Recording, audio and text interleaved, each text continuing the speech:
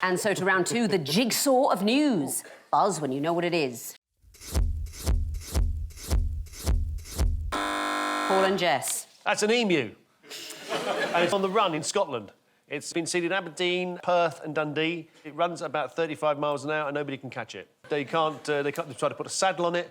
The Archbishop of Edinburgh has been lowered down on a helicopter to try and get onto its back. So essentially that's what it is. Do you know its name?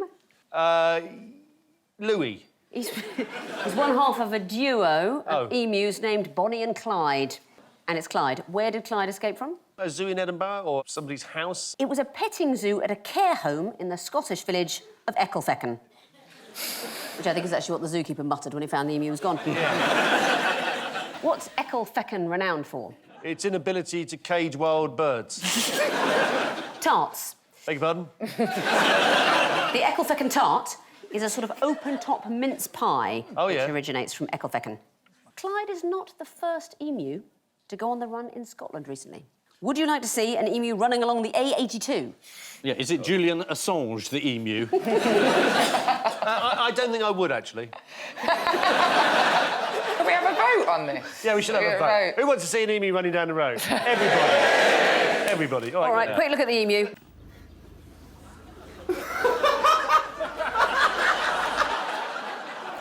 Where was it going? We know there's a coyote behind it. Where was it going? Well, I don't know, whichever way that road is. Aberdeen. Well, it was a trick question because I didn't tell you which way along the A82 it was going. It was going away from Loch Ness towards Glasgow. Are you auditioning some new quiz format?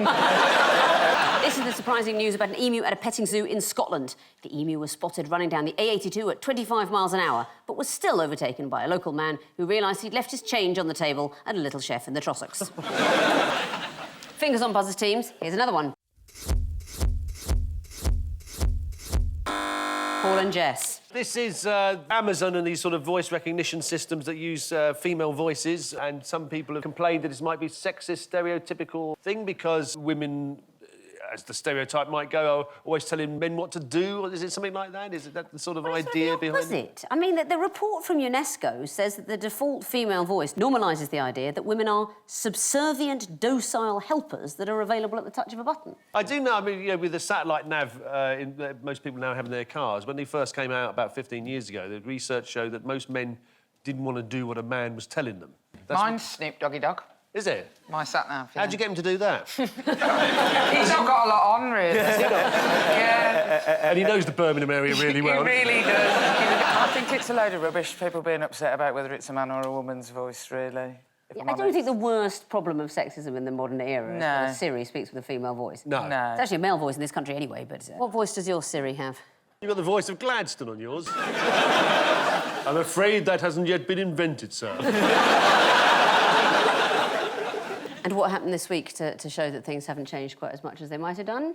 Oh, there was a female producer who didn't take the job that she was offered because she was found that she was getting £12,000 less than a man who was doing exactly the same job. That's right. Karen Martin, a BBC News producer, was offered the job of deputy editor for the BBC Radio newsroom, and a man was also offered it, and she was offered £12,000 less.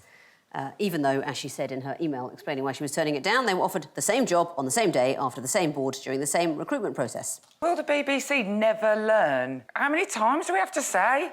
Pay us the same as people with balls. Thank God, Jess, that you and I are both getting 20 grand for this appearance. That's right, isn't it? You've got other things against you that means they wouldn't pay you as